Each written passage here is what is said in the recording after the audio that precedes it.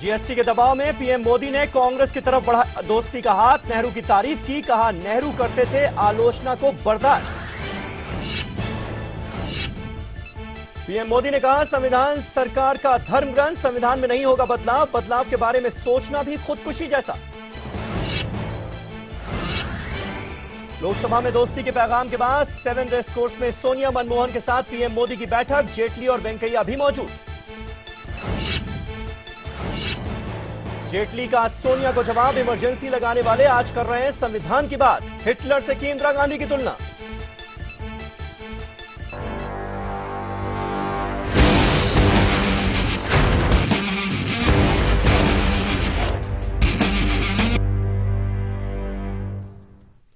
तो सीधा सवाल हमारा आज का यही है कि क्या टीवी की देन है असहिष्णुता, जिस बात का जिक्र इशारों इशारों में अरुण जेटली वित्त मंत्री कर रहे हैं, लेकिन साथ ही बीजेपी के नेता उसी संसद से निकलकर यह कह रहे हैं कि भारत एक हिंदू राष्ट्र है। यानी यह मैसेज भी कहीं देने की कोशिश तो नहीं की जा रही है कि इस तरह के बयानों का सिलसिला जारी रहेगा। शेखावत जी, थोड़ा सा कंफ्यूजन आज क्रिएट हुआ है, क्योंकि कल की हम बात करें, राजनाथ सिंह गृह मंत्री सर्वधर्म समभाव की बात उन्होंने कही। हालांकि सेकुलर वर्ड का मतलब क्या है, धर्मनिरपेक्ष या पंथ निरपेक्ष, इस पर भी बहस हुई, लेकिन मुद्दा सर्वधर्म समभाव का था। आज प्रधानमंत्री की तरफ से जो जेस्चर दिखाया गया वो भी बड़ा अच्छा था, विपक्ष से दोस्ती की बात की गई। चलिए इस चर्चा को हम आगे बढ़ाएं, इससे पहले सुन लेते हैं आज प्रधानमंत्री नरेंद्र मोदी ने कांग्रेस की तरफ किस तरह से दोस्ती का हाथ बढ़ाया।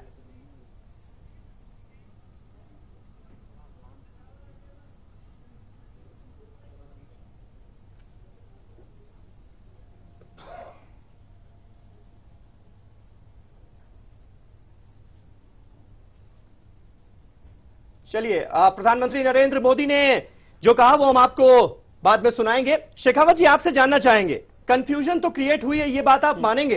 क्योंकि एक तरफ सर्वधर्म समभाव की बात की जाती है, दूसरी तरफ यह कहा जाता है कि भाई भारत तो हिंदू राष्ट्र है। योगी आदित्यनाथ आप ही के सांसद आकर कहते हैं। देखिए, निश्चित रूप से भारत बहुत सारी मिलीजुली संस्कृतियों से मिलकर बना हुआ, बहुत सारे धर्मों से मिलकर बना हुआ एक देश है। इसको हम सब लोग स्वीकार करते हैं और हमारे संविधान की आत्मा भी यही है कि इस विविधताओं से भरे हुए देश में सब लोग समभाव से, बराबरी के भाव से रहें। माननीय प्रधानमंत्री जी ने, या देश में आज तक हुए जितने भी नेता हैं, सब महान नेताओं ने इस बात को स्वीकारा है, देश पूरा इस बात को स्वीकार करता है। जहां तक योगी जी की बात का प्रश्न है, मैं पहले भी कह चुका हूं कि उन्होंने जिस संदर्भ में ये बात कही है और जिस तरह से उन्होंने समझा के ये बात कही है, मुझे लगता है कि हम उसका अन्यथा मतलब शेखावत जी, लेकिन कोई एक बयान नहीं है ना। आप जो भावना है उसको समझने की कोशिश कीजिए। साक्षी महाराज हो, योगी आदित्यनाथ हो, आपकी जो दूसरी सांसद हैं निरंजन ज्योति, उनकी बात हो, जब भी कोई भी इस तरह का स्टेटमेंट आकर देता है कि भाई देश में असहिष्णुता है, लेखक सवाल उठाते हैं, फिल्मकार सवाल उठाते हैं, फिल्म स्टार सवाल उठाते हैं, उनको सीधे कह दिया जाता है, पहली जो पेट लाइन है आपकी पार्टी की कि भाई पाकिस्तान चले जाओ, अगर इस देश में आपको अच्छा नहीं लग रहा है तो पाकिस्तान चले जाइए। ये बिल्कुल अलग चेहरा। देखिए, ये पार्टी की लाइन नहीं है ना, पार्टी तो ये बात नहीं कह रही है कि पाकिस्तान चले जाइए। माननीय प्रधानमंत्री जी ने भी ऐसा नहीं कहा है, या माननीय जेटली जी ने भी ऐसा नहीं कहा है जी कि पाकिस्तान चले जाइए। नहीं तो मैं कहां कह रहा हूं कि जेटली जी ने कहा है, किसी ने व्यक्तिगत कैपेसिटी में, बस ये कह रहा हूं कि आपकी पार्टी के जो सांसद, मैं और नेताओं की तो बात नहीं कर रहा, ये किसी की व्यक्तिगत राय हो सकती है कि किसी ने ये कहा हो, क्यों नहीं की जाती? लेकिन किसी की व्यक्तिगत राय ये हो सकती है और कोई ये व्यक्तिगत राय में ये कह सकता है कि पाकिस्तान चले जाइए। मैं ये मानता हूं कि ये देश सबका है, हिंदू मुस्लिम सिख ईसाई, जो इस भारत की सरजमीन पे पैदा हुआ है, हर एक का इस पे बराबर हक है। ये देश सबका है और जितना हक, जितना एक हिंदू का है, उतना एक मुस्लिम का है, उतना ही ईसाई का है, उतना ही सिख का है, उतना ही बौद्ध का। और प्रधानमंत्री जी कहते हैं कि 12 जो देश, दुनिया के जो 12 जीवित धर्म है, उन सब का पालन करने वाले 1600 बोलने वाले लोग, बात बात पर पाकिस्तान चला जाए, पाकिस्तान चला जाए, मतलब क्या है इसका?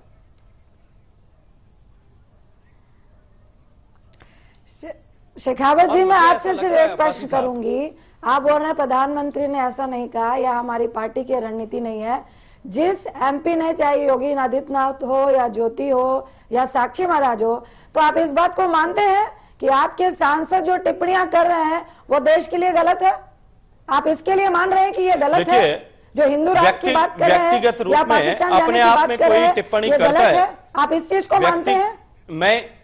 मैं उनकी बात को जस्टिफाई करने की कोशिश कर रहा हूं, और जो नए उन्होंने कहा है उसका निर्णय देने की भी कोशिश कर रहा हूं। पर मैं ये मानता हूं रंजीता जी, पर मैं ये मानता हूं रंजीता जी कि जिस तरह से इसी परिप्रेक्ष्य में हमको ये देखा जाना चाहिए, जो बात इसी परिप्रेक्ष्य में समझने की आवश्यकता है कि जब अरुण जेटली जी को इसी कारण से ये बात कहने के लिए मजबूर होना पड़ता है कि हम किसी की व्यक्तिगत राय को इतनी चर्चाओं का विषय बनाते हैं और देश भर में इन सब चीजों पे चर्चाएं करने लगते हैं, तब शायद कहीं ये बात कहने के लिए मजबूर होना पड़ता है कि इस तरह का असहिष्णुता का माहौल बनाने के लिए कहीं न कहीं जो है टीवी जिम्मेदार है। इसी पर मनीन्द्र नाथ जी भी हमारे साथ ऐसा नहीं है कि सांसद कंट्रोल में नहीं है। मैंने ये कहा कोई अपनी कि बीजेपी के सांसद टीवी के कैमरों के सामने आकर बयान दें, और फिर जो शेखावत जी जिस बात का जिक्र कर रहे हैं, जो आरोप हम पर लगा रहे हैं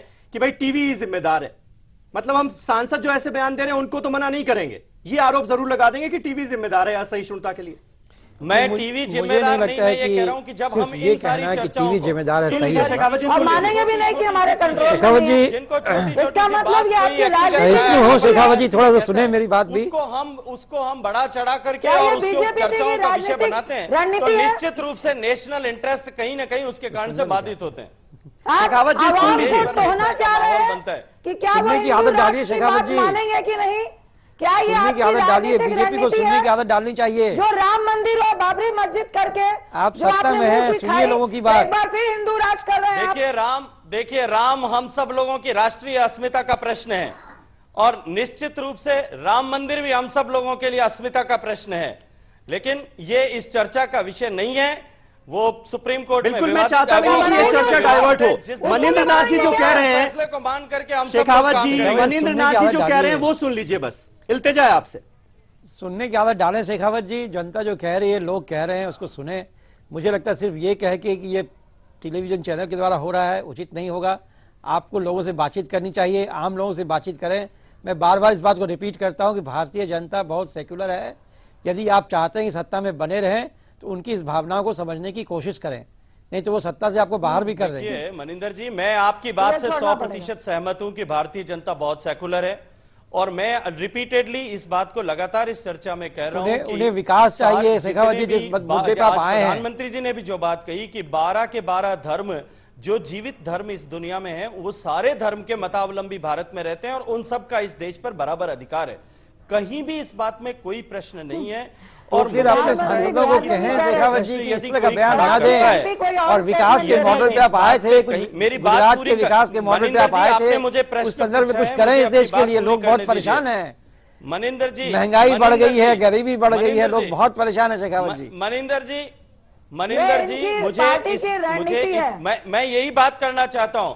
मनिंदर जी, मुझे मेरी बात पूरी करने दीजिए। आप बोलिए। मैं ये कह रहा हूं कि इस देश में जो देश की प्राथमिकताएं हैं, बेहतर होगा कि हम जो अरुण जेटली जी ने संकेत किया है, उस संकेत के हिसाब से हम अपने देश की जो प्राथमिकताएं हैं, जो गरीबी बढ़ी है, जिस तरह की संभावनाएं इस देश को लेकर के विश्व भर में बनी है, जिस तरह से विश्व भर का इस देश के को देखने के प्रति नजरिया बदला है, आज जब पूरी दुनिया हिंदुस्तान को एक शाइनिंग स्टार के रूप में देख रही है, और जैसा प्रधानमंत्री जी ने कहा कि इसके लिए केवल कोई एक पार्टी और सरकार जिम्मेदार नहीं है, इसके लिए वशिष्ठ नारायण सिंह भी हमारे साथ जुड़ गए हैं, जेडीयू के साथ। आप थोड़ी देर से हमारे साथ इस चर्चा में जुड़े, लेकिन चर्चा लगातार ये हो रही थी कि एक तरफ अरुण जेटली जो हैं वो ये कहते हैं कि भाई जो असहिष्णुता है वो टीवी की देन है, यानी टीवी पर जो बयान दिए जाते हैं उससे कुछ लोग ये मतलब निकाल लेते हैं कि देश में बड़ी असहिष्णुता है। दूसरी तरफ बीजेपी के ही जो सांसद हैं योगी आदित्यनाथ आज फिर निकलते हैं, कहते हैं कि भारत एक हिंदू राष्ट्र है, सब रहने वाले हिंदू हैं यहां पर। आपको क्या लगता है ये कंफ्यूजन क्या है, ये कॉन्ट्राडिक्टरी स्टेटमेंट्स बीजेपी एक ही पार्टी की तरफ के नेताओं से क्यों आ रहे हैं? देखिए मैं यही आपको बताने की कोशिश कर रहा हूं। जी वशिष्ठ जी,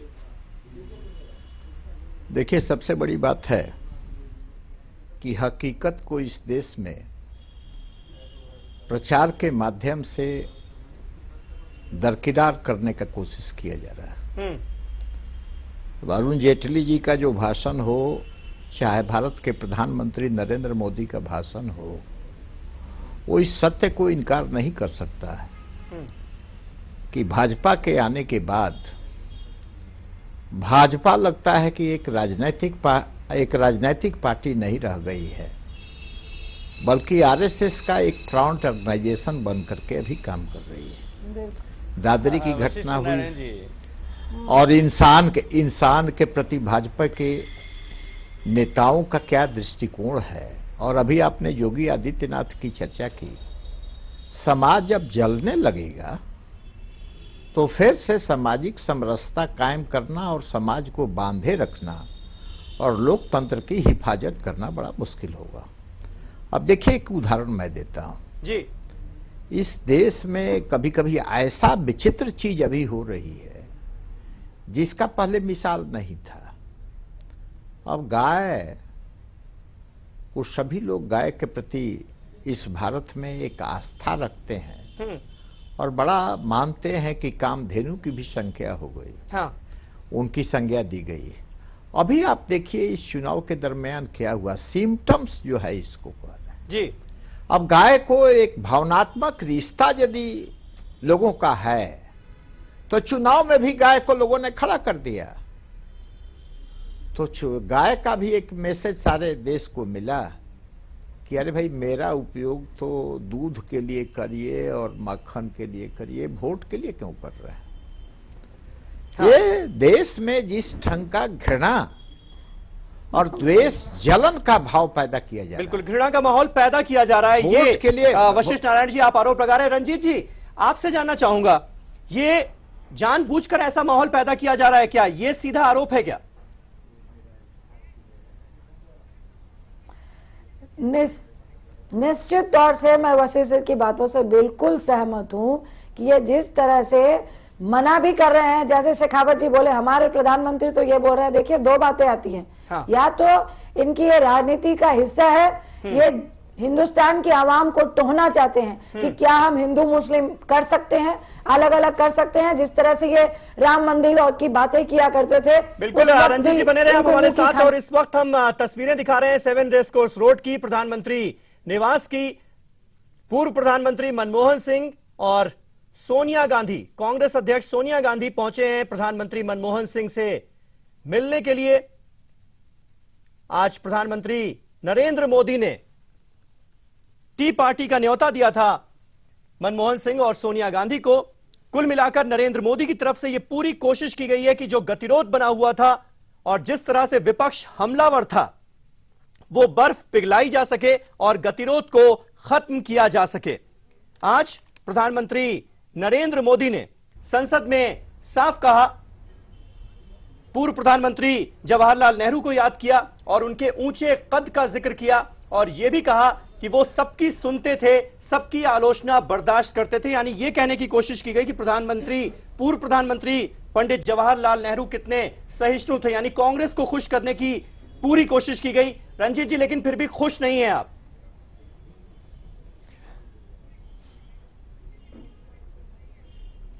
देखिए, मैं इनकी बातों पे विश्वास नहीं कर सकती। जिस तरह से योगी आदित्यनाथ फिर बाहर आके कुछ बोलते हैं, इनका आपस में ही, मैं शेखावत जी से प्रश्न करूंगी आपके माध्यम से, क्या प्रधानमंत्री आपके कुछ कह रहे हैं, आपके एमपी कुछ कह रहे हैं, तो क्या आपके पार्टी के बीच में ही आरएसएस और बीजेपी अलग अलग अपना मुद्दा लेके चल रही है?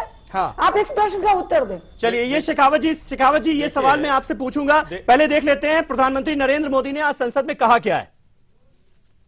एक समय था इस सदन के अंदर तीव्र विरोध हो तो भी एक बार राम मनोहर लोहिया जी ने सदन में, बड़ी ऐतिहासिक बात है, आंकड़ों के द्वारा उन्होंने पंडित नेहरू को यह बताया कि आपकी नीतियां देश के काम में नहीं आने वाली, गलत है। राम मनोहर लोहिया विपक्ष में थे, जम करके बोले, लेकिन गौरव तो इस बात का था कि पंडित नेहरू खड़े होकर के कह रहे हैं कि मैं आपके आंकड़ों को नकार नहीं सकता हूं। यह ऊंचाई थी इस देश में, पंडित नेहरू ने ऊंचाई दिखाई थी। शेखावत जी, अब जवाब दीजिए आप इस बात का। अरुण जेटली की बात करें, राजनाथ सिंह की बात करें, प्रधानमंत्री नरेंद्र मोदी की बात करें, कितने सहिष्णु वो अपने बयानों के जरिए नजर आ रहे हैं, लेकिन दूसरी तरफ आप ही की पार्टी के कुछ सांसद जो हैं वो आपकी पार्टी की छवि बर्बाद करने की कोशिश कर रहे हैं। ऐसा आरोप विपक्ष पर लगा रहा है, विपक्ष आप पर लगा रहा है, फिर भी उनके ऊपर कार्रवाई कुछ नहीं हो रही। आप ही की पार्टी की छवि तो डैमेज हो रही है। माननीय प्रधानमंत्री जी ने न केवल जवाहरलाल नेहरू जी बल्कि इस देश में अब तक जितने भी नेता हुए हैं, इस महान लोकतांत्रिक परंपरा में जितने भी महान नेता हुए, उन सबको आज देश जिस स्थिति में उसके लिए क्रेडिट दिया, उसके लिए श्रेय दिया। और इससे पहले उन्होंने कहा कि मैं शायद लाल किले की प्राचीर से इस तरह की बात करने वाला पहला प्रधानमंत्री होऊंगा, ऐसा भी उन्होंने कहा। जहां तक मेरी जानकारी है, उन्होंने ये कहा कि शायद मैं पहला व्यक्ति हूं जिसने ये बात कही है कि नहीं तो शेखावत जी, फिर रंजीत जी की जो बातें हैं उनका जवाब भी तो दे दीजिए। फिर कार्रवाई क्यों नहीं करते आप, जब आप ही की पार्टी के सांसद ऐसे बयान दे देते हैं? और तो आप क्या प्रधानमंत्री को खुद ही डुबोना चाह रहे हैं? मैं तो आप ही से प्रश्न कर रही हूँ। मुझे मेरी बात पूरा करने दीजिए रंजीता जी। प्रधानमंत्री जी को हम डुबोना चाहते हैं, तैराना चाहते हैं, यह आपकी चिंता का विषय नहीं है। लेकिन जिस तरह से इस देश में धार्मिक असहिष्णुता की बात के माध्यम से बिहार में दूसरा पक्ष देखिए, राजनीतिक असहिष्णुता की स्थिति देखिए, राजनीतिक असहिष्णुता की स्थिति देखिए कि जिस पार्टी को, जिस नेतृत्व को पूरे देश ने स्वीकार किया, 30 साल बाद में पूरी बहुमत देकर संसद में बिठाया, उस संसद को बिना किसी आधार के संसद का और लोकतंत्र का जिस तरह से किया गया, क्या वो राजनीतिक असहिष्णुता नहीं थी? आप राजनीतिक असहिष्णुता सिर्फ एक पारिवारिक प्रतिबद्धता के लिए जिन लोगों ने की है, वो आज इस तरह अगर आप इस तरह की असहिष्णुता हिंदू राष्ट्र की बात करेंगे तो अगला सदन भी ऐसे ही जाएगा, क्योंकि हमारे लिए ज्यादा महत्वपूर्ण हिंदुस्तान है, सेकुलरिज्म है। नहीं, निश्चित रूप से इस देश के लिए सेकुलरिज्म है, लेकिन देश की प्रगति के मार्ग में जिस तरह का रोड़ा, देश की प्रगति के मार्ग में जिस तरह का, चलिए वशिष्ठ नारायण सिंह भी हमारे साथ मौजूद है के लिए आप लोगों ने वशिष्ठ जी, आपको लगता है कि ये पूरी बहस कहीं ना कहीं बेमानी हो रही है? जो असल मुद्दे हैं वो गौण हो रहे हैं इसके चक्कर में? वो रंजीता ने अभी एक अच्छी बात कही जी, और बिहार के चुनाव का संदर्भ किया है, और चुनाव के आउटकम पर तो हम लोग अपनी बात नहीं रखेंगे, लेकिन एक बात महत्वपूर्ण है। यदि सहिष्णुता शब्द पर, टॉलरेंस पर विचार हो रहा, तो क्या भारत के प्रधानमंत्री माननीय श्री नरेंद्र मोदी जी ने बिहार के चुनाव के प्रचार के दरमियान सहिष्णुता का परिचय दिया? उन्होंने जिस ढंग का भाषण दिया वो सहिष्णुता का नहीं था, ईर्ष्या, द्वेष, जलन और घृणा का था।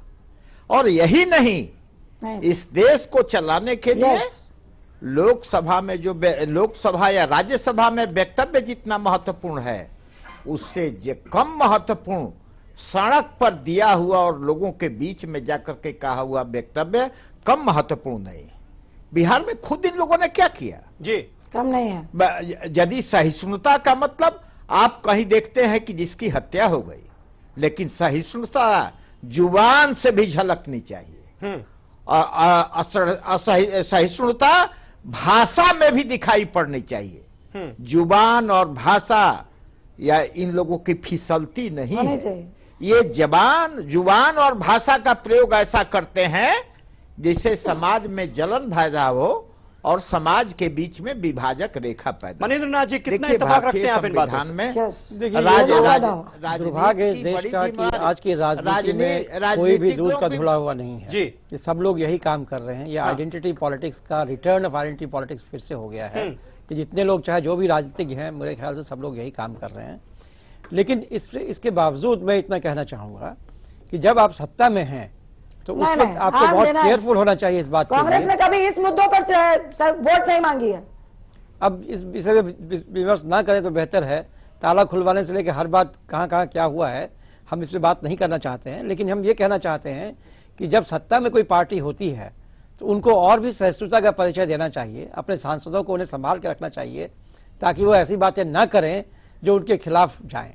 मुझे लगता है ये उनको समझने की जरूरत है, और ये बेहतर है कि जल्दी समझ जाएं जी, और ताकि कोई विकास का काम भी करके दिखा सके अगले 4-5 साल, 3 साल, 4 साल में नहीं तो इनका रिटर्न भी बहुत मुश्किल हो जाएगा इनके लिए। रंजन जी, लेकिन आज कांग्रेस पार्टी को इमरजेंसी की याद भी दिलाई गई है। साफ तौर पर इंदिरा गांधी को तानाशाह करार दिया गया है और यह कहा गया है कि भाई इमरजेंसी के दौर में तो जीने का अधिकार तक छीन लिया गया था। आज का माहौल तो फिर भी बहुत अच्छा है। इसका मतलब जरा समझाने की कोशिश करें। हालांकि अरुण जेटली ने यह साफ किया कि वो कंपैरिजन नहीं कर रहे हैं आज के हालात और इमरजेंसी के हालात का। फिर भी इस बयान का क्या मतलब था आपके लिए? देखिए,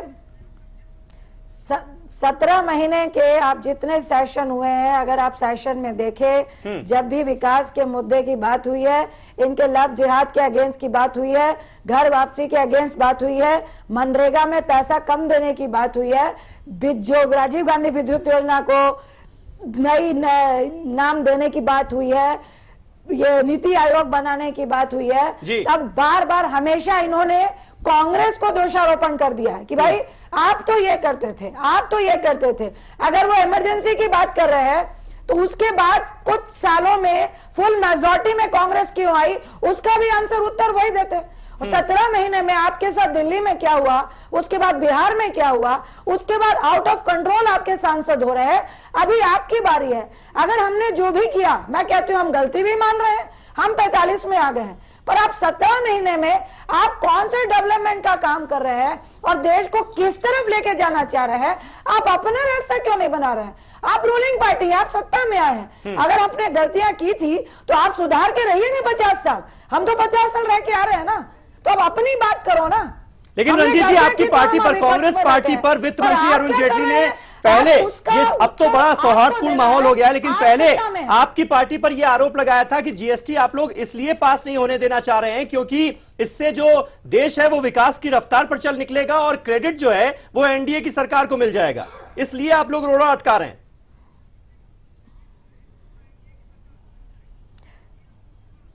देखिए, अभी जिस तरह से इन्होंने लैंड बिल पर चुपचाप से यू टर्न लिया, जीएसटी बिल भी हमारा है, उसमें 3-4 संशोधन है। हमारे चेयरपर्सन ने कहा कि वो 3 संशोधन करेंगे, तो निश्चित तौर से हम लोग जीएसटी बिल का समर्थन कर रहे हैं। ये जिस तरह से लोगों को और कांग्रेस के लिए गुमराह करने की कोशिश करते हैं, मेरे ख्याल से जनता ने अब धीरे धीरे देखना शुरू कर दिया है कि कोई भी जो डेवलपमेंट की स्कीम थी किसकी है। आज प्रधानमंत्री ने एक्सेप्ट किया कि भाई एक व्यक्ति या एक सत्ता किसी योजना को नहीं लाती है, हाँ हम उसको थोड़ा तेजी से बढ़ाने की कोशिश करते हैं, वो खुद एक्सेप्ट कर रहे हैं। लेकिन हम आपसे ये पूछते हैं मीडिया के द्वारा कि प्रधानमंत्री ये बताए ना कि कौन सी ऐसी योजना है जिसपे आपने उसको तेजी से बढ़ाने का काम किया है। मनरेगा का क्या हाल है, शेखावत जी से पूछिए, कितनी राशि दे रहे हैं पूछिए, सर्व शिक्षा अभियान में कितनी राशि दे रहे हैं आप पूछिए। मैं उनसे प्रश्न करती हूं कि ये जो भाषण दे रहे हैं और जमीन पे क्या काम हो रहा है उसका जवाब दे।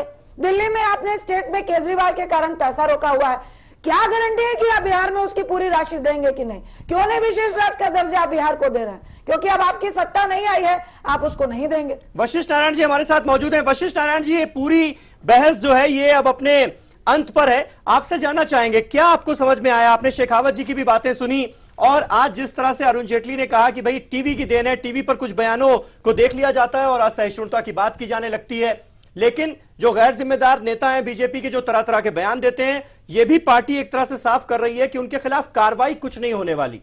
इस पूरी स्थिति को आप कैसे देखते हैं, कैसे आंकते हैं? देखिए सब स्थिति स्पष्ट है जी, और कुछ गैर जिम्मेदार नेताओं के बयान से ही इसको सीमित नहीं देखना चाहिए। हाँ, और ना जेटली साहब के उस बयान को भी इतना अधिक महत्व देने का कोशिश नहीं करना चाहिए कि मैं पहले से तुलना न करते हुए भी मैं ये बात कर रहा हूं, पास्ट में जीने से समाज न चलता है, न समाज बढ़ता है, न समाज का निर्माण होता है। पास्ट एक सावधान होने के लिए, उसे प्रेरणा लेने के लिए होता है जी। वर्तमान में जो समाज जीता है और व्यक्ति जीता है वही आगे भविष्य का भी निर्माण कर सकता जी। है। अभी जो स्थिति इस देश में हो गई जी, देखिए आरएसएस और भाजपा को आप अलग कैसे करके देख सकते हैं? उनकी धारणा, उनकी नीति, बिल्कुल, यानी आपके हिसाब से जो आरएसएस का एजेंडा है वो सरकार लागू कर रही है। आखिरी कमेंट आपसे चाहूंगा मनिंद्र नाथ जी, बहुत संक्षेप में, क्या सलाह है आपकी as a neutral person BJP को?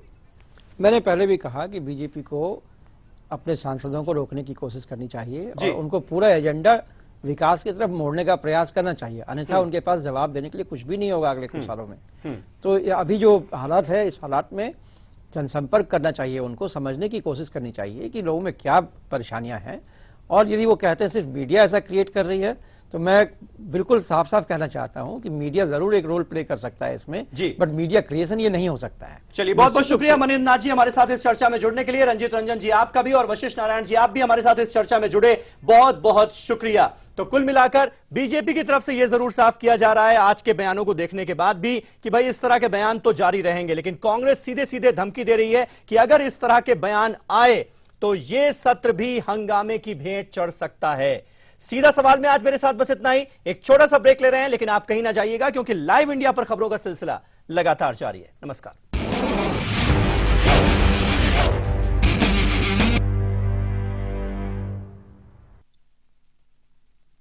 आंकड़ों के द्वारा उन्होंने पंडित नेहरू को यह बताया कि आपकी नीतियां देश के काम में नहीं आने वाली, गलत है। राम मनोहर लोहिया विपक्ष में जम करके बोले, लेकिन गौरव तो इस बात का था कि पंडित नेहरू खड़े होकर के कह रहे हैं कि मैं आपके आंकड़ों को नकार नहीं।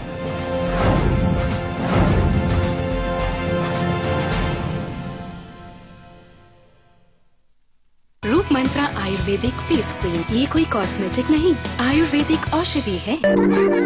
खुशियाँ मनाने में कुछ दर्द होता है, पर इस दर्द से रुकना क्यों? एक्सपर्ट है ना वोलिनी, डॉक्टर्स का भरोसेमंद। इसका quick absorb nano gel formula बिना मसाज के दे आपको इंस्टेंट और लंबा आराम। वोलिनी, इसके आगे दर्द क्या चीज है? अब दर्द से जीत सिर्फ 10 रुपए में। अम्मा आ गई तू, बुआ बन गई है, बेटी हुई है। ये ले बेटा, बच्ची को थोड़ा शहद चटा दे। ये कायदा सही नहीं है। बिल्कुल सही कहा। बच्चे को जन्म के तुरंत बाद सिर्फ माँ का पहला पीला गाढ़ा दूध ही दें, शहद या और कुछ नहीं। ये दूध बच्चे को बीमारियों से लड़ने की शक्ति देता है। शिशु स्वस्थ सालों साल, जब हो सही देखभाल। 6 महीने तक सिर्फ माँ का दूध, इसके अलावा पानी भी नहीं। कैसा हो हमारा घर, जो घर से बढ़कर हो, सुकून और खुशी के साथ एक पहचान हो। Presidency infra Heights Yamuna expressway पर लेकर आए हैं एक premium project, presidency Heights, 100% FDI project adjacent to F1 Budh International Circuit. Construction is in full swing. Presidency Infra Heights, more life, more style. खुल के जीने में कुछ दर्द तो होता है, पर इस दर्द से रुकना क्यों? एक्सपर्ट है ना वोलिनी, डॉक्टर्स का भरोसेमंद। इसका quick absorb nano gel formula बिना मसाज के दे आपको इंस्टेंट और लंबा आराम। वोलिनी, इसके आगे दर्द क्या चीज है? अब पाइए किसी भी दर्द से जीत वोलिनी के साथ। मैं अमिताभ बच्चन आज आपके सामने वो कहने जा रहा हूं जो मैंने पहले कभी नहीं कहा। मैं एक रोगी, हेपेटाइटिस बी का रोगी। 1982 में कुली फिल्म की शूटिंग के दौरान मेरे साथ एक दुर्घटना हुई।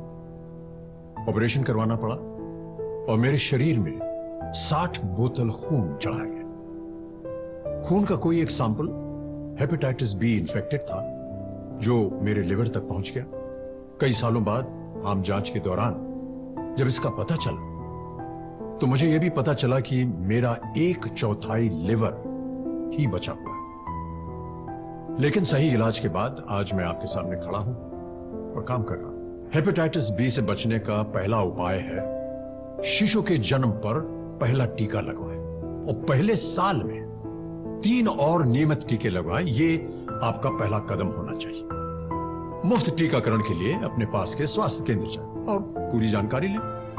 देखिए, ये जो हेपेटाइटिस बी है, इससे हम डरेंगे नहीं, लड़ेंगे।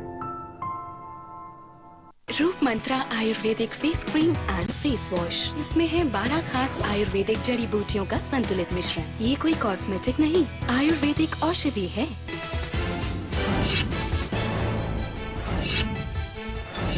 प्रधानमंत्री मोदी ने विपक्ष की तरफ बढ़ाया दोस्ती का हाथ, कहा थोपी नहीं जाएगी अल्पमत पर बहुमत की राय।